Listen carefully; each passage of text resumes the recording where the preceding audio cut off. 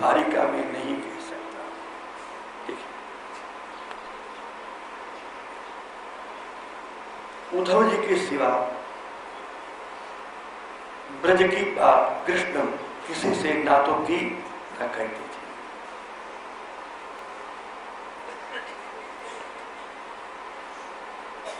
और इसलिए सुखदेव जी महाराज ने कम शब्दों में महान परिचय दिया कृष्णस्य दयित सखा।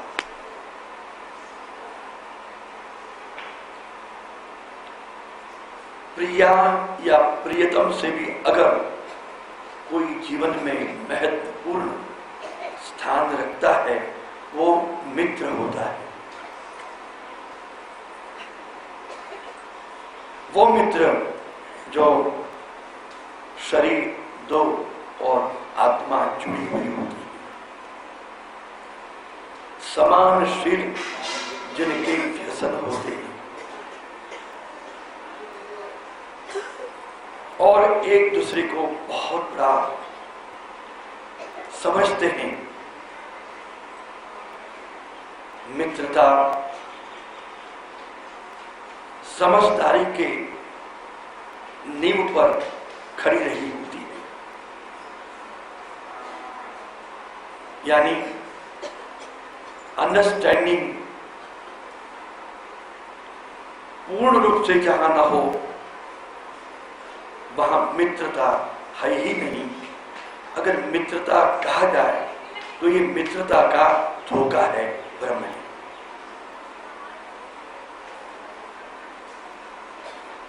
जिसको पति नहीं समझ सकता, जिसको पत्नी नहीं समझ सकती, प्रिया नहीं समझ सकती और प्रियतम नहीं समझ सकता, पिता जिसको नहीं समझ सकता, पुत्र नहीं जिसको समझ सकता, उसको केवल भीतर से मित्र ही समझ सकता है। लेकिन ऐसा मित्र हो तो, वास्तविक सत्य मित्र हो तो, और इसलिए सुखदेव जी महाराज ने कहा ये सखा नहीं दयित सखा, एकदम अत्यंत प्रेष्ठ एकांतिक सखा, जिसको दिल की सभी बातें कही जाए और जो कोई बात अनकही जिसके सामने ना रहे सबसे खुले, अंतर जिसके सामने पूर्ण खुला हो वही सत्य मित्र है।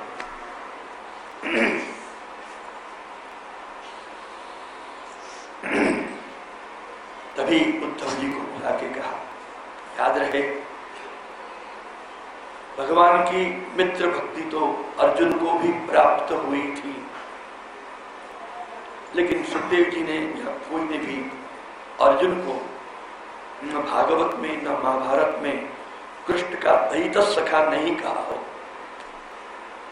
अर्जुन का उतना अधिकार नहीं था, वो सेकंड नंबर में था। अर्जुन के सामने द्वारिका की चर्चा बहुत की, लेकिन ब्रज की चर्चा तो अर्जुन के सामने कभी कृष्ण ने नहीं की। क्यों शास्त्री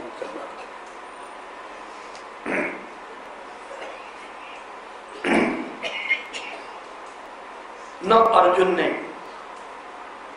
दर्शन किए बाबा नंद यशोदा के, वृषभान और कीर्ति मां और श्री राधा के, न कभी दर्शन किए गोप गोपी ग्वाल गोपी जनों के नहीं किए थे, न भगवान ने परिचय ही दिया था, फिर भी वो भी अच्छा मित्र था। उनका अधिकार द्वारिका लीला तक ही सीमित था। लेकिन उद्धव जी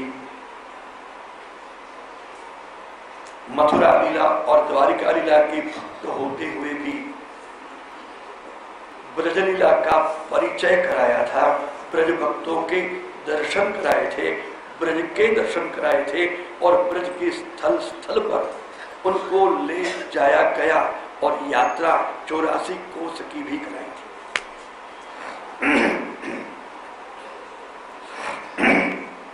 उद्धव देखिए पत्र देता हूं, जाओ तुम उनकी सांत्वना करो और उनके समाचार मेरे पास लेके आओ। कृष्ण की स्वरूप की जो छवि उद्धव जी देख रहे थे, कृष्ण के हस्त को और दबा के कहा, हे माधव,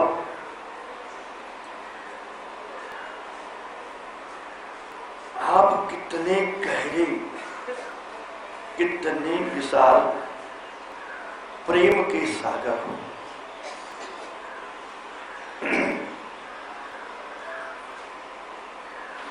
सचमुच भावों को तो, हृदयगत भावों को तो गहराई में सुरक्षित रखना तो कोई कृष्ण आपसे ही सीखे।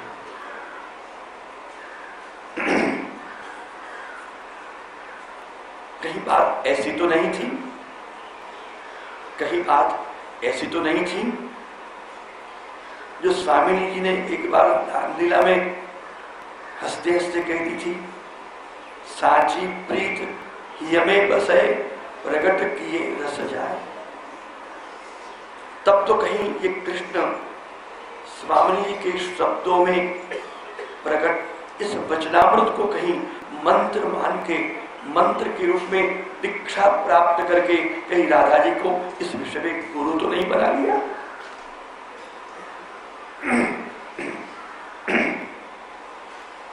साची प्रीत ही में बसे प्रगट किए रस। ओहो,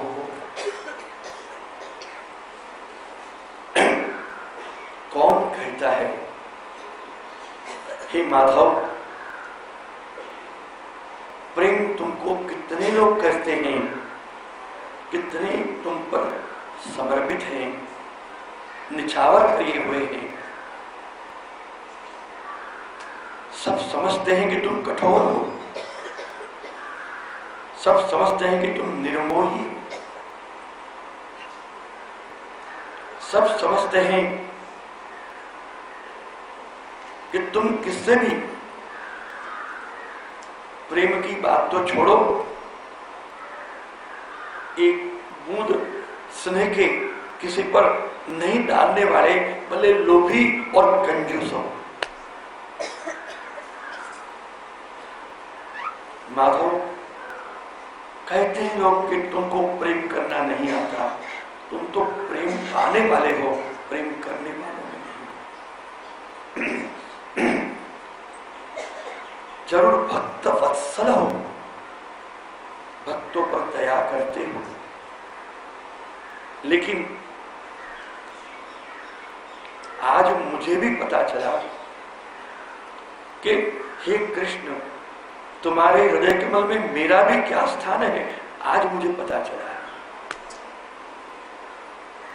कि तुम अपनी शैया पर मुझे बिठाकर, मेरे हाथों को हाथ पकड़कर और अपने हृदय कमल की इतनी गहरी निज वार्ता को मुझे कहते हो। आज मुझे पता चला कि मैं आपके हृदय कमल में क्या स्थान है। भक्तवत्सल तो हो, अच्छी तरह से जानता हूं, और मुझ पर भी आपका यह स्नेह प्रेम प्रसाद है। उद्धव जी उठ के चरण में पड़े।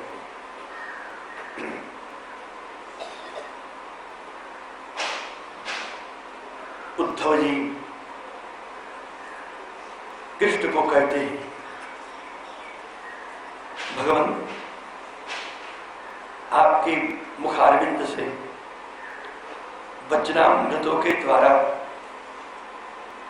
बहुत बड़ा वेदांत, सिद्धांत, तत्व ज्ञान, आत्मस्वरूप, ब्रह्मस्वरूप, जीवन के रहस्य बहुत मैंने पाया है। मैं अपने आप को ज्ञानी तो नहीं, परंतु आपका ज्ञान प्रसादी हूं, ये तो मैं अनुभव करता हूं।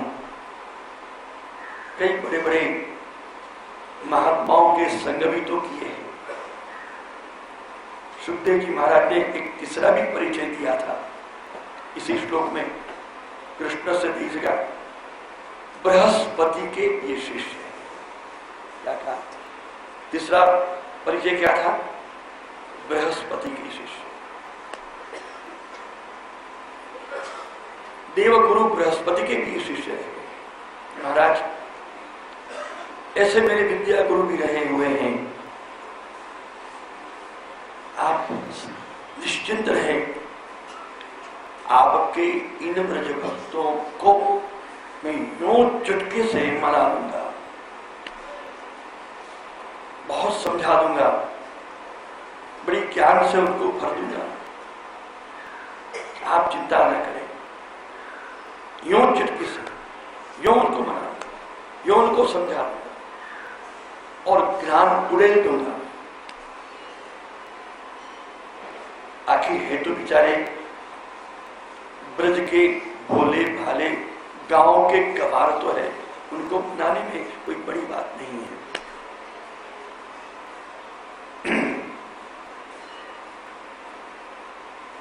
यो उद्धव जी को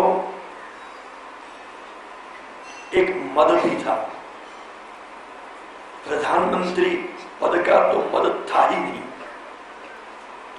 परंतु एक सौभाग्य मद था। क्या? एक सौभाग्य मद था। जितना कृष्ण को मैं प्रिय हूं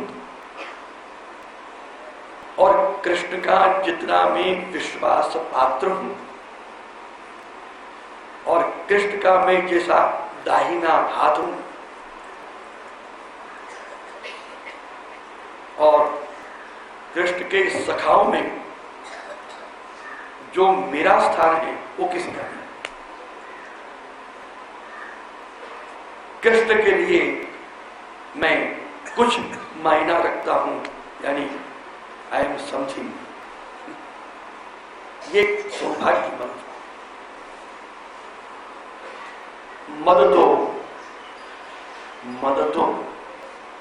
मदन मोहन कृष्ण किसी का भी नहीं सहते हैं, क्योंकि मद और मदन आता है तो मोहन अलोक हो जाते हैं। ये तो आपने रास समझना चाहिए। उद्धव जी में सब कुछ था, ये सौभाग्य मद भी स्वभावगत भगवान को पसंद नहीं था। एक पंथ दो काज, ये सूत्र को भगवान के विषय में बहुत अनुकूल माना जाता है। ठाकुर जी जब कभी किसी पर कृपा करते हैं या कोई भी कार्य संपन्न करना चाहते हैं तो देखो, एक पंथ दो काज या एक पंथ अनेक काज, बहुत काम कर देते। एक को निमित्त बना के कईयों का काम कर देते। तो चलो, उद्धव जी के मद का शमन और ब्रज भक्तों को संदेशा पहुंचाना, ब्रज भक्तों के हृदय को सांत्वन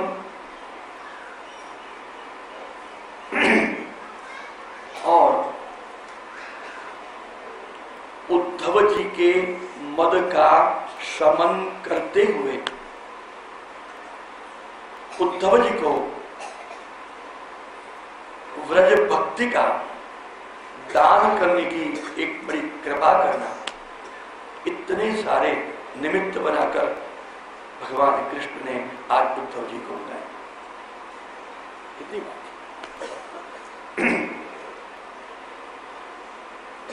दुष्टों के तो मद भगवान ने बड़ी कठोरता से उतारे, लेकिन जो भक्त होते हैं उनके मद उतारते हैं वो कठोरता से नहीं, कोमलता से उतारते हैं। को कुछ देकर, कोई बड़ी वस्तु देकर उतारते हैं। गोपी जनों को विप्रयों का दान देके सौभाग्य पर उतारा, तो उद्धव जी को ब्रजवास देकर, ब्रज भक्तों के दर्शन कराकर, ब्रज भक्तों के चरण की रज से स्नान कराकर, ब्रज भक्तों के स्वरूप दिखाकर व्रज, व्रजेंद्र, ब्रजांगना, इन तीनों का आशीर्वाद दिलाकर उनके मन का शमन किया और बड़ी कृपा की। कितना रहस्य है।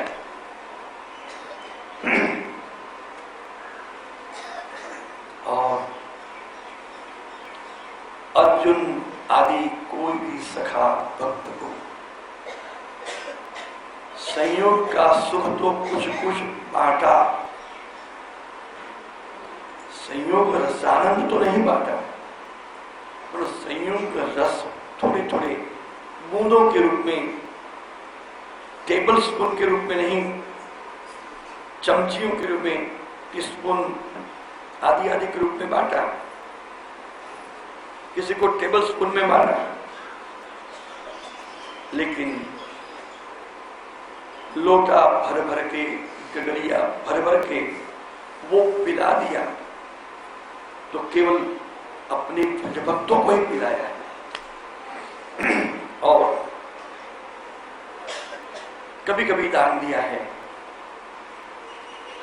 लेकिन जो मथुरा द्वारिका जिला में जो कृपा किसी पर भी न हुई, वो कृपा का दान उद्धव जी को देने का संकल्प भगवान ने। खैर, गगरिया से गगरिया का पान तो कराने वाले नहीं हैं, पर एक लुटिया में भर के वो पान कराने वाले हैं, और वो है संयोग रस तो दिए, विप्रयोग रस क्या है वो भी दान देना चाहते हैं। सबको संयोग रस का कुछ चम्मच भर के दिए, और उद्धव जी को एक लुटिया भर के विप्रयोग रस का भी दान करना चाहते हैं। कैसे वो करते हैं, कैसे कैसे वो ये दान देना चाहते हैं, ये सब बातें कैसे उनका श्रवण करते हैं, ये क्या लीला है, तो देखो चलो। अभी उद्धव जी बस खड़े हुए ही हैं, अब उनको जाके रथ तैयार करने को, स्वर्ण के विराट के ब्रज जाने दो। तब तक हम भी अपने उद्धव जी रथ में बैठ गए हैं, वो ब्रज में जा रहे हैं, वो पहुंचे, उसके पहले तक ये कृष्ण का भजन कर लिया, आप लोग भोजन करो। वो ब्रज में पहुंच जाएंगे, है? तो उसके पीछे पीछे ये लीला के दर्शन करते करते हम भी पहुंच जाएंगे। लेकिन वो तो रथ में चले गए, हमारे पास तो कोई रथ है नहीं, तो भूखे पे कहीं रास्ते में जा नहीं पाओ, तो चलो भैया भोजन कर लो। बोलो श्री कृष्ण कन्हैया।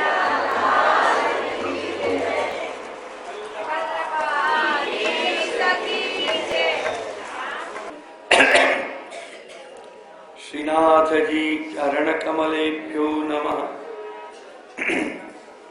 श्री राधा कृष्णाभ्याम नमः। श्री यमुना कृष्णाभ्याम नमः। श्री हरिदासवरी गिरिराज गोवर्धनाय नमः। श्री बलदाऊदयालवे नमः। सर्वे व्रजभक्तेभ्यो नमो नमः।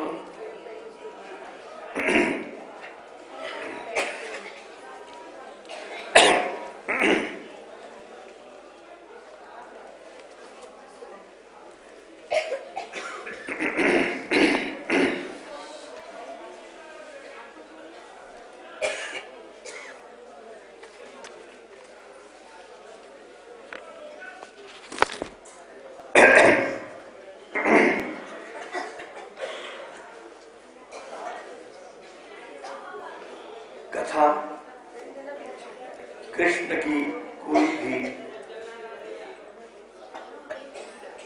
कहां से भी प्रारंभ हुई हो,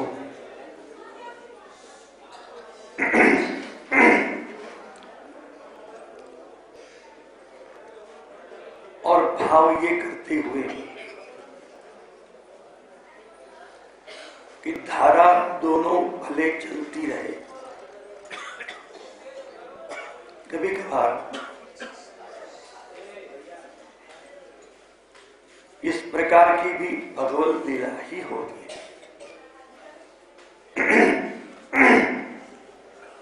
आज कुछ समय के लिए आचार्य पीठ से कोई और धारा बहती है और व्यास पीठ से कोई और धारा है।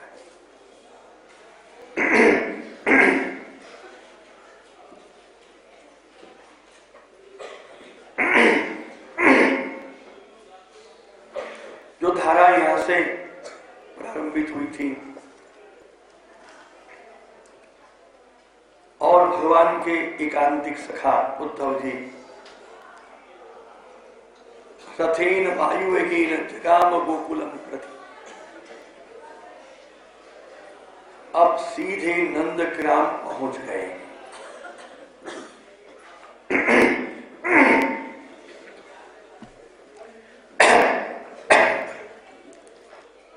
और नंदग्राम पहुंचकर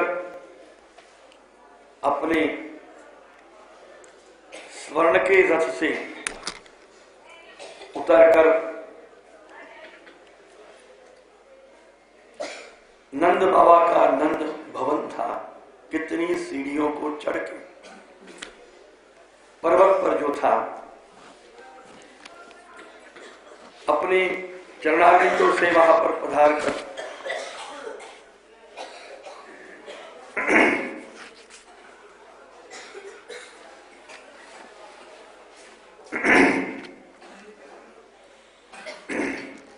जब ऊपर चले जा रहे थे,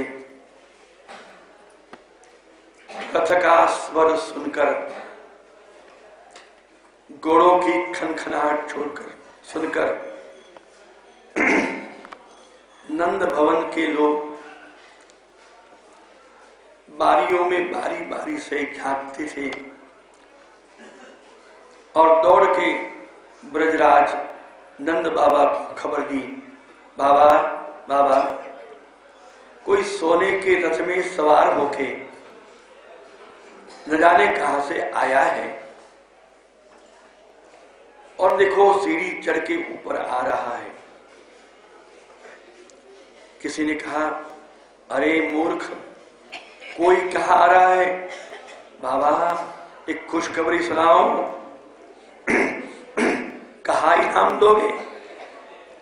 अरे पहली आमद बुझा बोल तो सही, अपनो कृष्ण कन्हैया थोड़ो बड़ो है के नहीं मसराते आए गए हो वापस। साची कन्हैया आए गए हो? अरे कन्हैया कहां से आए गो? जो गए मथुरा, इतनी बड़ी पुरी में जाए के हमारे जैसे देहात में देहातिन के घर कौन आएगा? बाबा सच कहो, कृष्ण कन्हैया ही आए रहे हैं। बाबा आनंद उठ के खिड़की में से झांके, उसके पहले तो दौड़ते दौड़ते श्री उद्धव जी महाराज सीधे नंद भवन के नंदराय जी के निज कक्ष में प्रेम से प्रविष्ट होकर नंद बाबा के चरणों में गिर पड़ी, मस्तक में चरण में मस्तक रखा, चरण स्पर्श किया, दंडवत प्रणाम किया और कुछ भी नंद बाबा बोलने जाए इसके पहले उद्धव जी ने नंद आदि के भ्रम को भंग करते हुए, बाबा बाबा आपके लाडले, आपके नयन के तारे घनश्याम श्याम सुंदर ने आपके लिए मुझे भेजा है कुछ संदेश लेकर। पता चल गया ये कृष्ण नहीं, लेकिन ये भ्रम हुआ कैसे? उद्धव जी का मुखारविंद, उद्धव जी की कांति, उनके आभूषण, वही पीत वस्त्र, वही माला, वो सब ऐसे पहने हुए थे कि जैसे कृष्ण ही लगते थे। सखा तो थे लेकिन कांति में, स्वरूप में भी कृष्ण जैसे।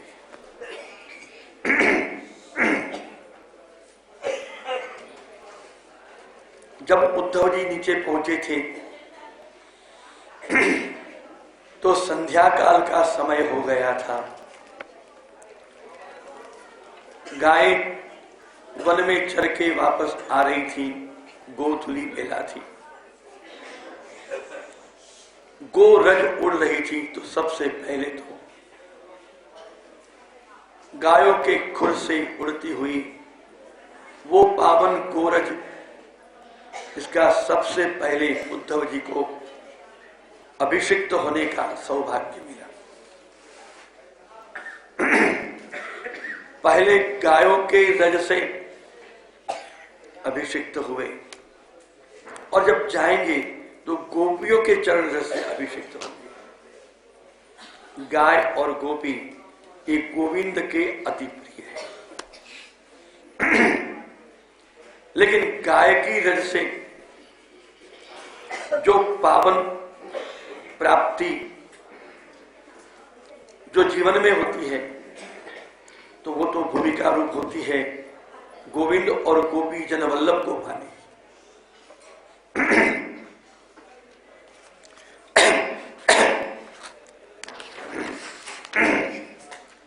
नंद बाबा ने उद्धव जी का मधुर वचनों से स्वागत किया, अपने गले लगा लिया, मस्तक पर हाथ रख के बहुत प्यार किया, चूम लिए उनके कपोलों को। भैया कहा नाम है तिहारो? बाबा मोको उद्धव कहे, उद्धव कहे। मैं श्याम सुंदर का कृपा पात्र निज सखा।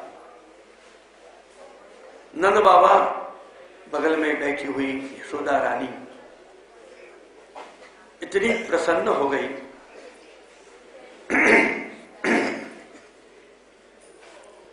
बलैया लेने लगी, आशीर्वाद देने लगी।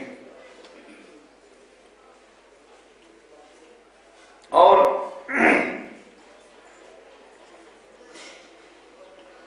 सबसे पहले शीतल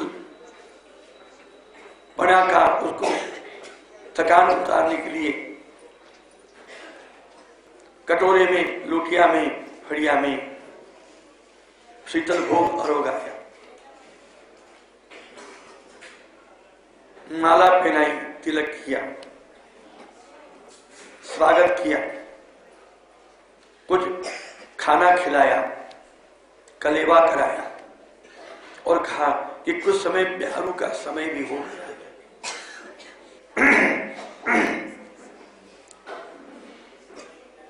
नंद बाबा और यशोदा रानी का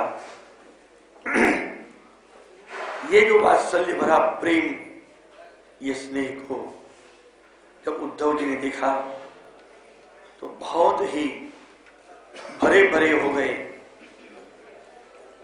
मन में कहने लगे, जब मैं एक उद्धव कृष्ण का सखा, इनको यह स्नेह की सरिता नहीं, स्नेह का सागर से पूरा स्नेह का सागर उड़ेल रहे हैं, तो जिनका पुत्र कृष्ण है उस कृष्ण को तो कितना कितना कितना स्नेह का अनुभव हुआ होगा।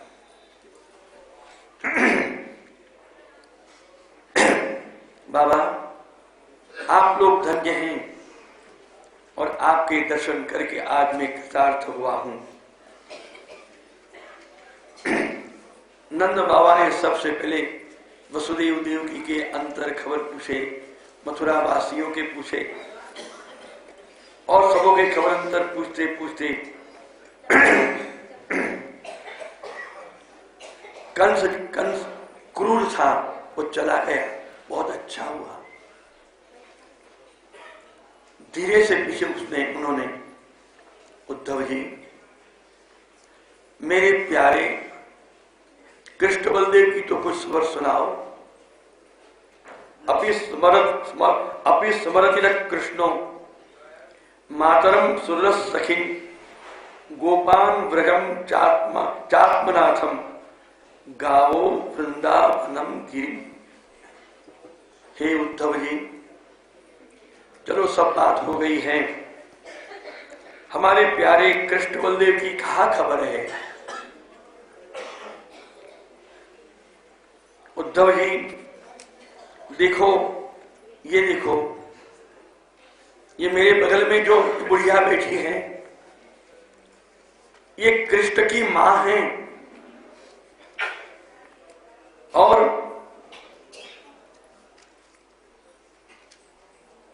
ये मां कितने अरसों से ऐसे बिलख रही है, बिलख रही है। मात यशोदा नंद जी दुख में डूबे। किसी कवि ने कहा था, और देखो ये जो मेरे साथ ठाड़े हैं, ये स्वजन संबंधी, ये कृष्ण के सखा हैं, गोप हैं। और ये कृष्ण को ही अपना सर्वस्व और केवल एकमात्र अपने स्वामी के रूप में मानने वाला, देखो देखो पूरा 84 कोस ये प्रजा है।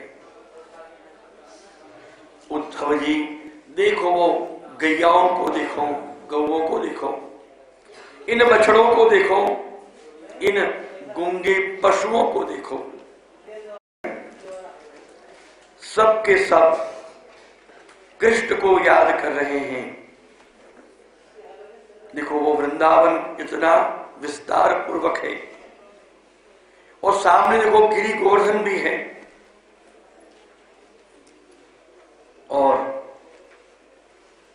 गोपियों की तो बात मैं करना ही नहीं चाहता हूं, क्योंकि मुंह पे इनके प्यार की, इनकी तड़प की बात कह में नहीं आ रही है। कहा हे उद्धव जी, अप्याय श्री गोविंद सजनान सकृदीक्षितुम तर्हि द्रक्ष्याम तद्वक्रम सुरसम सुस्मृति क्षणम। क्या उद्धव जी उनके बूढ़े पिता मैं और बूढ़ी मां माता यशोदा, ये गोप, ये ग्वाल, इन गोपी, ये गाय, ये गोवर्धन, ये ब्रजमंडल, क्या कभी एकाध बार, कभी कभी भूले से भी इन हम सबको याद करते हैं, याद करते हैं? उद्धव जी क्यों चुप हो गए? कहो, हम तो उनकी यादों में ही जी रहे हैं, लेकिन वो कभी कभी तो हमको याद करते हैं कि नहीं? उद्धव जी बताइए, ये हमारे श्याम सुंदर जब भी फुर्सत मिले तभी क्या एकाध बार भी हमें दर्शन देने के लिए अपने माधुरी मूरत नैनाभिराम घनश्याम अधरम मधुरम वदनम मधुरम मधुराति मधुरम अखिलम मधुरम, ऐसे ये हमारे गोविंद कहीं एकाध बार आके हमको दर्शन देंगे कि जिनके सुंदरतम कुटिल कटाक्ष अपने चितवन से करते हुए और सदैव मंद मंद मुस्कान अपने मुख पे लिए हुए, क्योंकि बात ये थी कृष्ण कन्हैया का मुखारबिंद कभी किसी ने भी गंभीर देखा ही नहीं था। उनके मुखारबिंद पे सदैव मुस्कान बिखरती रहती थी। कृष्ण की मुस्कान तो विश्व प्रसिद्ध है। वो मुस्कान को बिखरते बिखेरे हुए अपने उस मधुर मुखारबिंद का दर्शन करने का क्या हमें कभी सौभाग्य प्राप्त होगा। स्मृताम कृष्ण वीर्याणि लीला पांग निरीक्षितम हसितम भाषितम चांगम सर्वान शिथिला क्रिया। बीच में रसाभास, ये अंधेरों में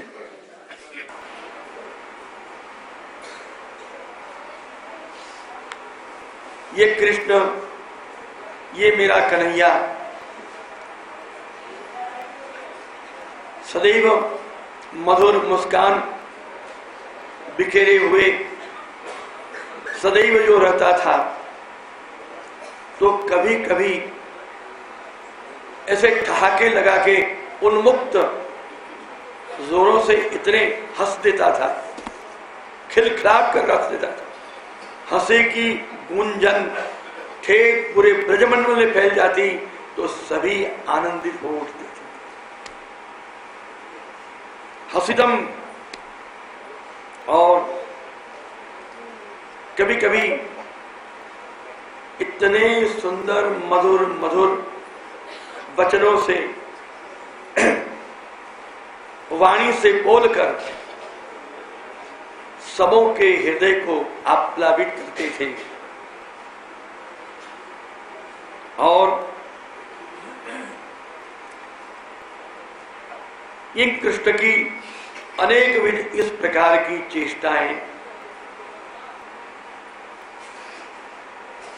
सब प्रकार की वस्तुएं सिवा मधुरता के जो कुछ भी नहीं था।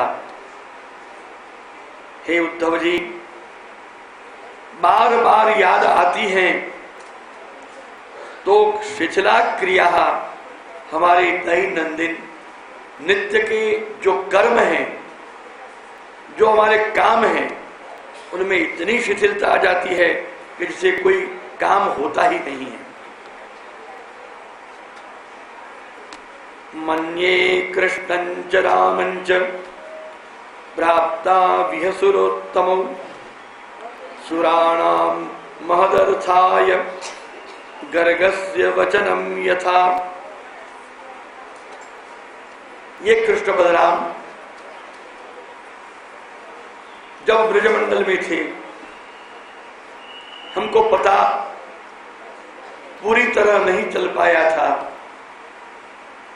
और कहीं से कभी थोड़ा बहुत भी पता चल जाता कि ये तो परब्रह्म परमात्मा के स्वरूप है, तो उद्धव जी क्या कहें, वो ऐसी माया हमारे पर चला देता कि ये बात को हम भूल ही जाते थे। लेकिन वो कृष्ण बलराम जब मथुरा चले गए तब अपनी माया को भी साथ लेके गए, तब जाके पता चला और गर्ग मुनि के वचन बार बार याद आते गए। एक एक कृष्ण की चरित्र को हम स्मरण करते गए, तो अब निस्संदेह कोई संदेह नहीं अब हम लोगों को कि ये तो हमारे कृष्ण बलदेव छोरे नहीं थे, ये तो ब्रह्म का स्वरूप है, ये तो परब्रह्म है, ये भगवत अवतार है। और आज गर्ग के वचन को हम बिल्कुल सत्य ही हमारे जीवन में प्रतीत होता है। शुक उवाच इति संस्मृत्य नंद कृष्णानुद्धि अत्युत्कंठो भवत्तुष्णीं प्रेम प्रसर विपुलः।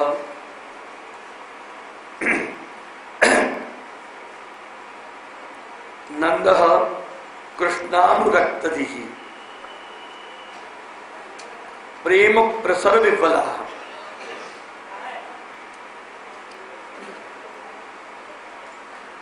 प्रेम प्रसर विपुलः। भगवान श्री कृष्ण के अनुराग में जिनकी बुद्धि,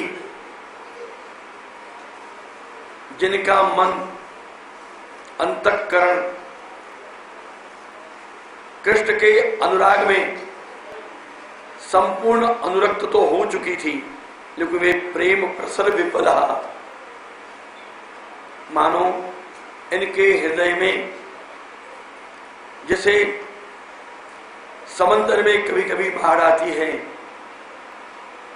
ऐसे स्नेह का समंदर उछलने लगा था और स्नेह की बाढ़ आ गई थी। और इतनी कृष्ण के मिलन के लिए अत्युत्कंठो भवत्तुष्णीं, अतीव उत्कंठा हो चुकी थी, अतीव उत्कंठा। तयोरित्थं भगवती कृष्णे नंद यशोदयोः वीक्षानुरागं परमं नंद माहोद्धवो मुदा।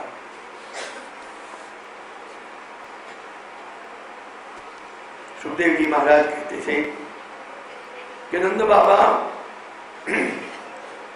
भाव भरित होके बोले जा रहे थे, आंखों से प्रेम के अश्रु बहते जाते थे, गदगदवाणी बोलते थे। तब बगल में बैठी हुई यशोदा रानी, यशोदा मैया, ये सब नंद जी की बातें श्रवण कर रही थी।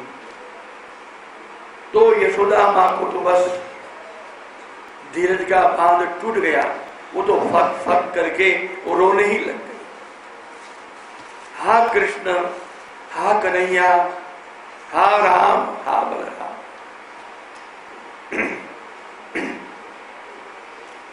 रोम रोम से कृष्ण के विरह की मधुरी में चीख थी। क्या था नहीं? क्या था बिरला जी? रोम रोम से विरह विरह मत मधुरी में चीख थी।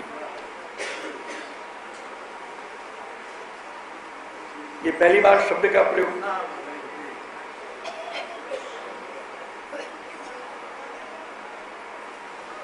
विरहाग्नि में जल जलकर मधुरी चीख निकलती थी, लौकिक अग्नि में जलकर क्लिष्ट चीख निकलती है। वो चीख सबको ही सुनते हैं, और लेकिन जो भगवत भाव विरह में जो चीखें उठती हैं जलकर, उसकी वो कोई सुनता नहीं। वो चीख तो केवल कृष्ण ही सुनते हैं या खुद स्वयं भक्त सुनता है।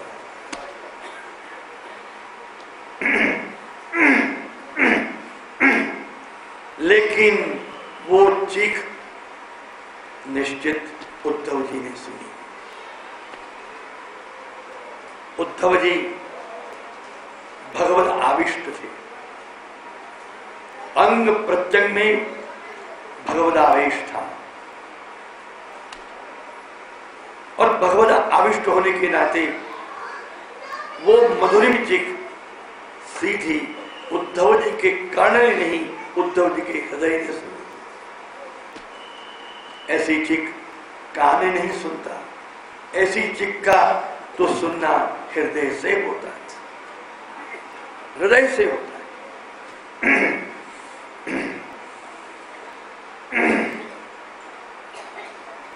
उद्धव जी, सुखदेव जी महाराज वर्णन करते हैं, तयोरित्थम भगवती कृष्णे नंद यशोदयो भिक्षानुरागम परमम नंद महोद्धव। जब यशोदा मैया की मधुरिम चीख उद्धव जी के हृदय में प्रविष्ट हुई, लौकिक चीख तो किसी के दिल को चाक चाक कर देती है, लेकिन ये मधुरिम चीख ने तो उद्धव जी को और भी भगवत भाव से भरे भरे, स्वयं भी ये विरह में डूबने लगे। विरह का आनंद यहां से अब प्रारंभ होने लगा। जो भगवान की इच्छा थी उद्धव जी को भी कैसा कुछ प्रकार का भी थोड़ा सा भी विप्रयोग रस आनंद का। चलो यहां से प्रारंभ हो। सवेरे बात याद है, सवेरे की बात सब याद होगी तो अब आनंद आएगा।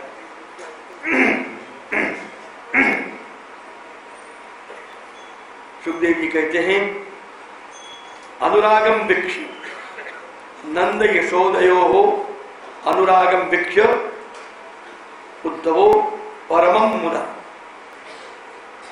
नंद यशोदा के ये भगवत अनुराग को देखकर उद्धव जी को भी अत्यंत आनंद हो गया। वो आनंद सागर में निमग्न हो गए।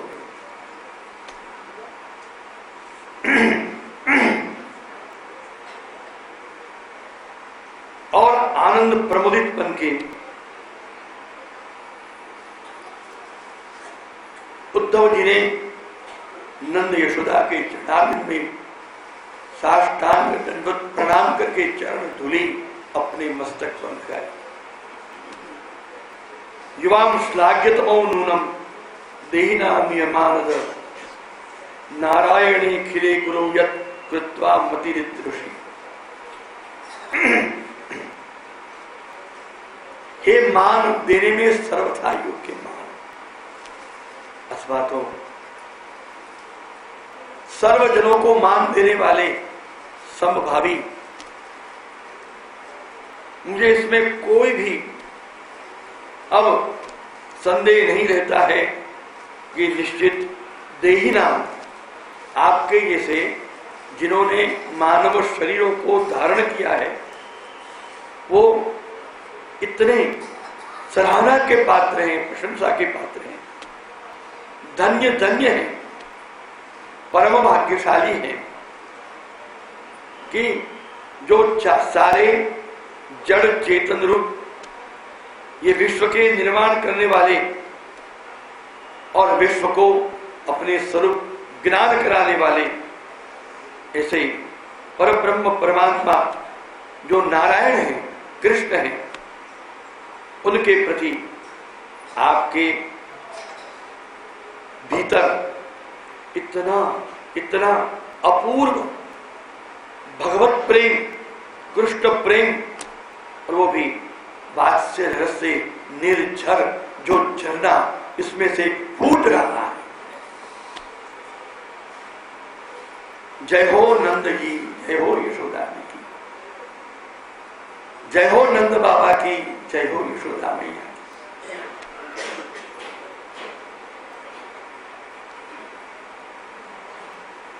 उद्धव जी जय जयकार कर उठे। यस्मिन् जनः प्राण वियोग काले क्षणं न समावेश मनोविशुद्धम निर्हुत्य कर्माशयमाशु याति परांगतिम ब्रह्ममयोर्गवर्णा। उद्धव जी कहते हैं नंद यशोदा के सामने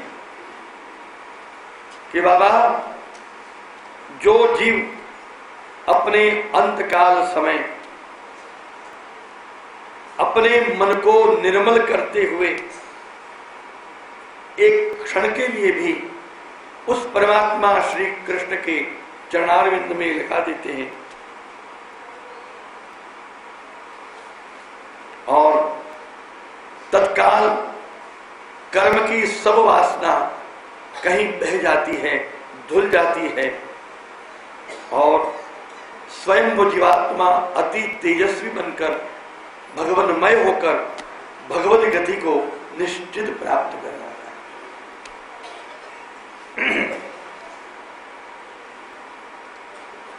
हे बाबा, नयस्यास्ति प्रिय कश्चिन ना प्रियो वास्यमानिना नोत्तमो नाधमो नापि समानस्या समोपि।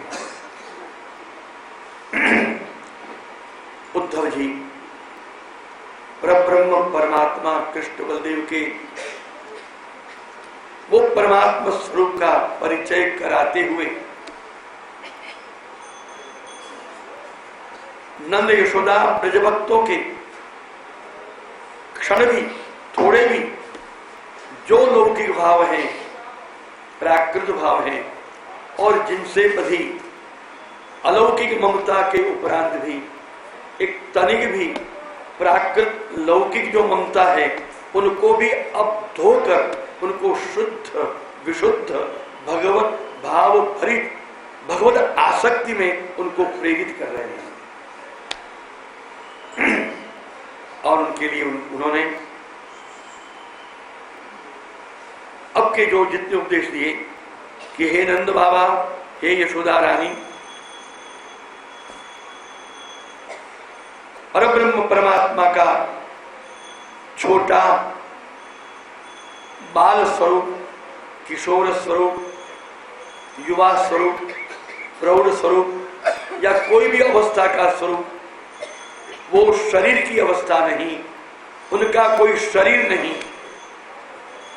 मनुष्यों में शरीर और जीवात्मा ये दो अलग अलग होते हैं, लेकिन परब्रह्म परमात्मा का जो अवतार होता है वो इससे परे होता है, क्योंकि मानव शरीर सा प्रतीत होते हुए भी माया से मुक्त होकर सामान्य जन उनको शरीरी मानते हैं, परंतु उनका शरीराभिमान न होने पर न तो कोई उनके लिए प्रिय है और न कोई अप्रिय है। नयास्ति प्रिय कश्चिन ना प्रियो वास्यमानी, न उनका कोई प्रिय है और न कोई अप्रिय है। और वो सब में एक समान एक भाव से हृदय में अंतर्यामी के रूप में सदैव विराजमान रहते हैं। न कृष्ण की दृष्टि में कोई उत्तम है और न कोई हीन अधम होता है। क्या कहूं बाबा, अनेक प्रकार की विश्व की विषमताओं में,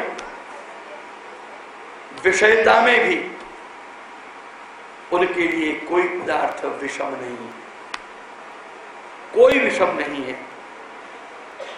बाबा बात सुनिए, अगर ये सत्य कटु लगे तो क्षमा कर देना, लेकिन श्रवण करके मनन करते हुए इसको अपनी भगवत दत्त कृपापूर्ण वो जो आपकी बुद्धि है उसमें बिठाकर सदैव उस भाव से भरित रहकर सर्वात्मा कृष्ण को सर्वात्म भाव से अनुभूत करते रहिए। क्षमा करें, मैं कहने जा रहा हूं, न माता न पिता तस्य न भार्या न सुता दया नात्मीय तो न परश्चापी न देहो जन्म ही। हे नंद बाबा, हे यशोदा मैया, इस पृथ्वी में न तो उनके लिए कोई कर्म होता है और न कर्म करने की कोई आवश्यकता ही होती है। फिर भी केवल हम जैसे भक्तों के लिए, संतों के लिए, सत्पुरुषों के परित्राण के लिए केवल मानव शरीर सा रूप धारण करके एक प्राकृत लीला करते हैं और सात्विक आदि भावों को प्रकट करते हुए भी वे परब्रह्म परमात्मा अनेक प्रकार की मिश्र योनियों में जन्म धारण करके भी वो इन सब से अतीत होते हैं। वो अजन्मा होकर जन्म भी लेते हैं और जन्म लेकर भी वो अजन्मा है। क्योंकि न कोई उनकी माता है, न कोई उनका पिता है, और न कोई उनकी पत्नी है, और न कोई उनका पुत्र है, न कोई प्रियतम है और न कोई उनकी प्रिया है। वो अपना और पराया, ये भेद से ये कृष्ण परे है, ये भेद से वो परे है। और वास्तव में उनके लिए सभी कोई समान है। जैसे कभी एक बंबई में मुशायरे में,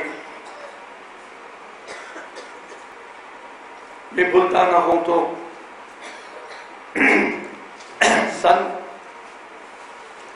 1958 में मुंबई के नेपियन से रोड में रीवा महाराज के कोठी में, बंगले में, पैलेस में एक मुशायरा हुआ था, एक कवि सम्मेलन हुआ था। हमको भी आमंत्रित किया गया था। तो भारत के मशहूर शायरों में से एक साहिर लुधियानवी भी थे, और उन्होंने एक अपनी कविता, एक नज्म प्रस्तुत की थी। आज मुझे याद रहेगी पूरी कविता, पूरी नज्म तो याद नहीं, लेकिन उसने बताया था, भूख और प्यास की मारी इस दुनिया में इश्क ही एक हकीकत नहीं, कुछ और भी है। तुम अगर आंख चुराओ तो यह हक है तुमको, मैंने तुमसे ही नहीं सबसे मोहब्बत की। मैंने तुमसे ही नहीं सबसे मोहब्बत। मुझे इतनी कड़ी सी आ गई कि उसमें तत्व ज्ञान दिखा, फिलॉसफी देखी। जब मैंने सबको अभिनंदन करने का मौका आया, सबों ने कई बातें कही थी। ये फिलॉसॉफिकल बात सुन के मैंने उसको उस समय विशेष रूप से अवार्ड दिया था और बहुत अभिनंदन किया था। वाह, कविता में वास्तविक बातों को प्रस्तुत करना, ये भी एक बहुत बड़ी बात होती है। तो ये हमारे कृष्ण के आदर्श को उसने रखा था, इसलिए मैं पसंद हूं। ये जो अभी उद्धव जी कह रहे हैं कि उनके लिए कोई प्रिय अति प्रिय नहीं है, उनके लिए सभी समान है, सब समान है। उनके विरोध करने वाले और उनकी भक्ति करने वाले दोनों के प्रति उनकी समान कृपा दृष्टि। मैंने तुमसे ही नहीं सबसे मोहब्बत। भगवान कहते हैं मैंने तो सबके प्रति मेरा तो प्यार एक न्यूट्रल लव, समान प्यार, आसक्ति रहित। तभी तो ये शब्द आया, कृष्ण का अनासक्त प्रेम और कृष्ण का अनाहत नाम, अनअटैच्ड लव। ये जगत में किसी ने भी समझाया या प्रकट किया, वो हमारे भगवान कृष्ण ने किया। आसक्ति रहित प्रेम का वो स्वरूप, वो प्रेम मार्ग बताया, अनासक्त, अनअटैच्ड लव। बहुत बड़ी बात है। यही बात उद्धव जी कहते हैं इन ब्रजवासियों को, न माता न पिता तस्य न भार्या सुधा दया। न उनके कोई पुत्र है, न कोई इनकी पत्नी है, न कोई इनकी प्रिया है, न कोई प्रियतम है, न कोई माँ है, न कोई बाप है। कितनी कटु सत्य नंद यशोदा के सामने अब ये उद्धव जी बोले जा रहे हैं, इन गोपियों के सामने बोल रहे हैं।